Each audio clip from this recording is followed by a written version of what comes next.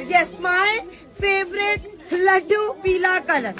So beautiful, so elegant, just looking like a wow. अस्सलाम वालेकुम everyone, welcome back to the new video. आजकल ये meme बहुत ज़्यादा वायरल हो रही थी लड्डू पीले कलर की, तो हमने भी सोचा क्यों ना एक ऐसा ड्रेस तैयार किया जाए और मैंने उस पर टिकटॉक पे पोस्ट की और आप सबको बहुत पसंद आया है ड्रेस। यहाँ पर मैं कंप्लीट वीडियो इस ड्रेस की शेयर कर रही हूँ, स्टिचिंग अनस्टिच से लेकर सारे स्टिचिंग प्रोसेस और जो भी इसमें डिटेलिंग यूज़ हुई है सब कुछ।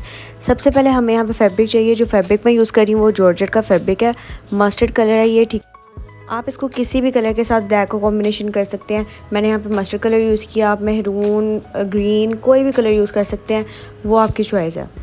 फैब्रिक की बात करती हूँ तो ये जॉर्जेट का फैब्रिक है। इसके बाद हमें ऑर्गेन्जा का पीस चाहिए। ऑर्गेन्जा का पीस जो मैंने यहाँ पे यूज़ किया है 1 यार्ड यूज़ किया है।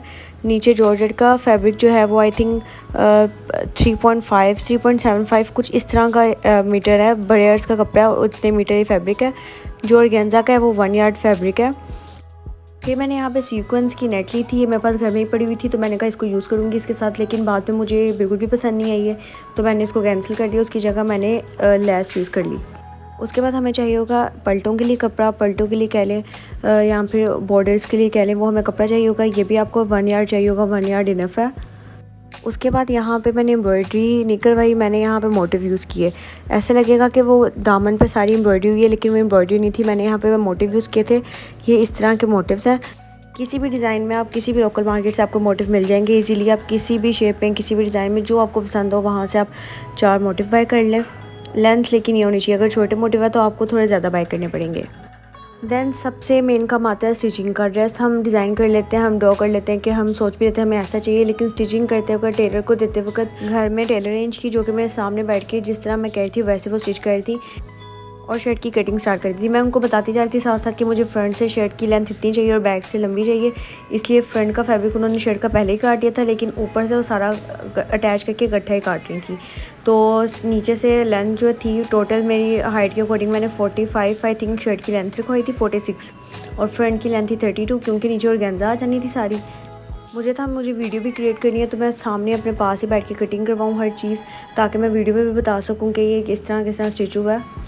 शर्ट की कटिंग होने के बाद शर्ट के जो फ्रंट पैनल था उसके ऊपर 2-2 प्लेट्स थे, वो इस तरह कुछ डाल रही थी।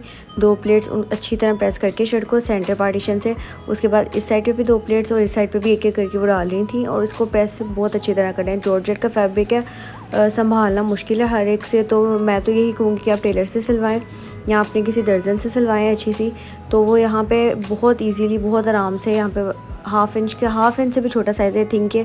मैंने कहा था मुझे बहुत मिनिमल से जो लंबाई में ये पिंटेक्स हैं, प्लेट्स हैं, वो चाहिए। प्लेट्स ख़त्म होने के बाद शर्ट का पहले गला बन जाएगा और उसके बाद पलटों की बारी आती है। ये जो फैब्रिक है जो हमने पलटों के लिए यूज़ करना है। नेक्स्ट बारी आती है पलटे यहाँ पे मैंने कटिंग किए थे, पूछिए कि किस साइज़ के रखने हैं। जो पूरी शर्ट की लेंथ के थे वो थे 3 इंचज़ के आई थिंक, और जो बाजुओं के ऊपर लगने थे वो थे 7 से 8 इंचज़ के। तो इसी तरह बाजुओं के आपने लदा कर लेने और शर्ट की जो साइड की हैं चौक के पलटे हैं उनको लदा कर लेने हैं। ये वाला ऐसा जो मैंने उस सीक्वेंस वाले नेट के कपड़े की जगह यूज़ की थी, ये मैंने यहाँ पे ऑर्गेन्जा और ये लेस इकट्ठे अटैच करवाई थी। मुझे लदा सिलाइयाँ नहीं लगवानी थी, मैंने दोनों को इकट्ठे अटैच करवाया था। साथ साथ शर्ट की फ्रंट साइड पे जो फैब्रिक है वो ऑर्गेन्जा का, इसलिए जो मैंने ऊपर लेस अटैच करवाई है वो भी ऑर्गेन्जा की है।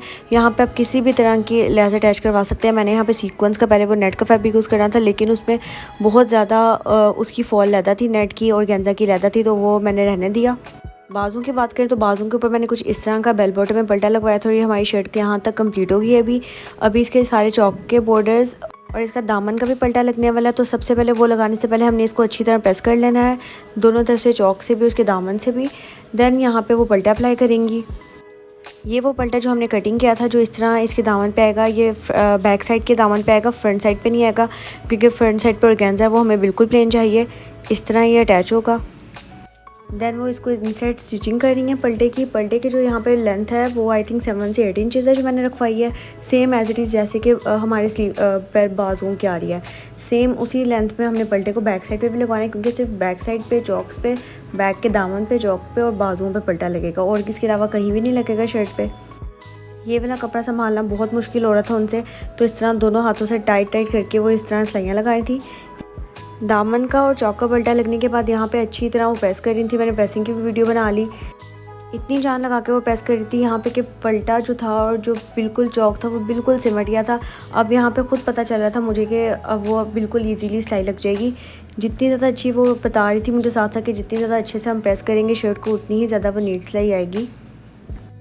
यहाँ तक हमारी शर्ट ये बिल्कुल कंप्लीट हो जाती है। बैक फ्रंट हर चीज़ के बॉर्डर्स कंप्लीट हो जाते हैं। अब बात आती है मोटिव्स की कि हमें मोटिव्स कहाँ लगाने हैं। मोटिव को मैं यहाँ पे इस तरह एप्लिक करवाऊँगी।